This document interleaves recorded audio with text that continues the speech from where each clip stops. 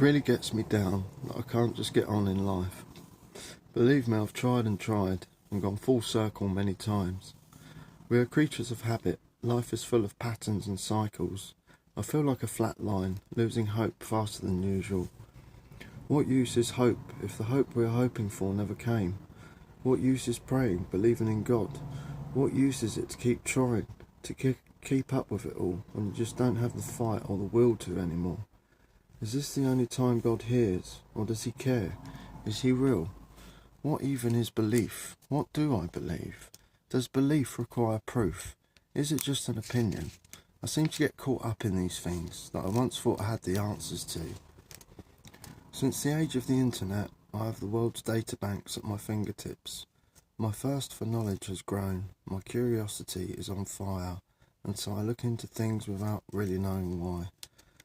I stumbled upon many areas of interest I never had before. Questions lead to more questions, rabbit holes leading to more rabbit holes.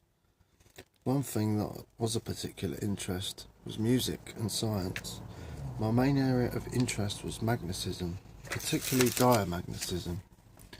It was here that I learned about an English professor named John Roy Robert Searle, a genius who worked for General Electric as an electrical engineer.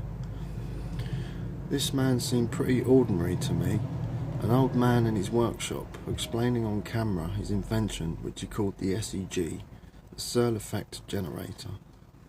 I had no idea what this thing was, how it was made, or how it worked. However, I understood the basic principles of what he was trying to say.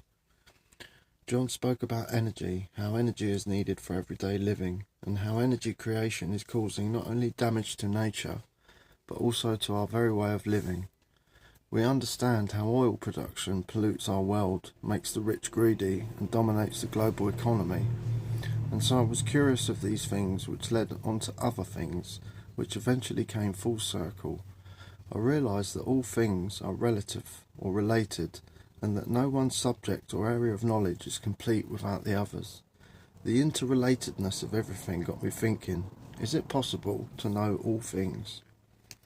When I was at school, most children my age had a particular interest in things, maybe 1 or 2 or 3 subjects, and they would go on to learn and excel in those areas. I became fascinated by the world of learning, and I can honestly say that I'd never been interested before.